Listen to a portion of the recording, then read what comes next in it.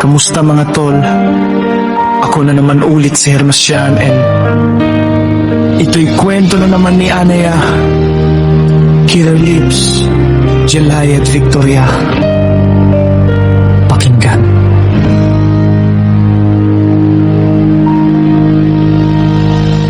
Ako si Anaya, may kambal na tunay, best friend kong forever, sa hirap at karamay.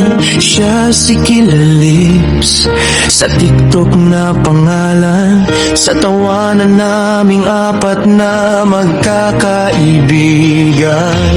Parang umiikot ang aming kalawakan, si Jelay ay kaibigan ng mahal ni Kambal, si Victoria naman si Killer Lips ang nilalaman. Di kumpletong araw namin pag walang kamustahan.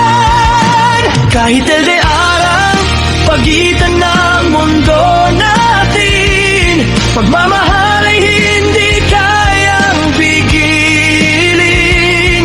Mula pagkakaibigan hanggang sa pagmamahalan, apat na pusong sugatan ngayon ay may tahanan. Kahit may luluha at sakit na pinagdaanan, pag-ibig pa rin ang naging kasagutan.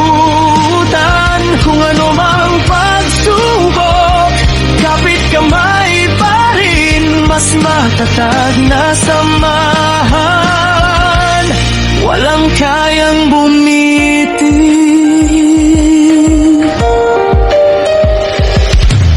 Normal magtampo, minsan may black at unblock, pero sa dulo ng away, puso pa rin nakatatak.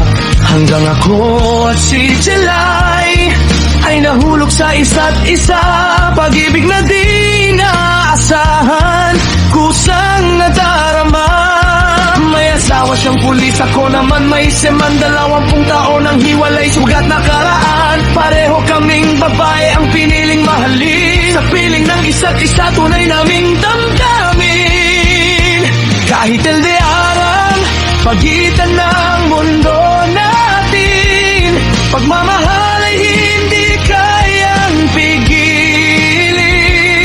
Mula pagkakaibigan hanggang sa pagmamahalan, apat na pusong sugatan ngayon ay may tahanan. Kahit may luha at sakit na pinagdaanan, pag-ibig pa rin ang naging kasagutan. Kung ano mang pagsubok, kapit kamay pa rin, mas matatag na samahan, walang kayang bumitin. Noong Nobyembre kami ni Jelay nag-away at nagtatalo, walang chat, walang salita, puso'y nagtago. Hinayaan ko siya kahit masakit sa damdamin, dahil alam kong parehas kaming sugatan din. Hanggang itong April 10, siya ay dumating sa Quezon, nag-usap kami, lahat ay inayos namin. Kulang pala kami sa yakap at lambingan, ngayon mas buo na kami at sabay sa pangarap na daan. Kahit elde-arang pagitan ng mundo natin, pagmamahal ay hindi kayang pigilin.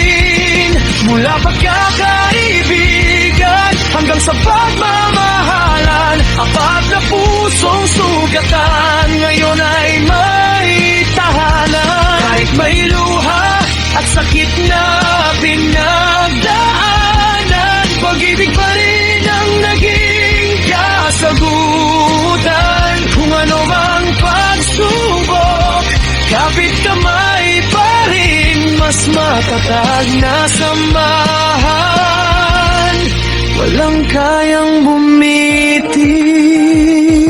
Salamat sa pakikinig, mga tol.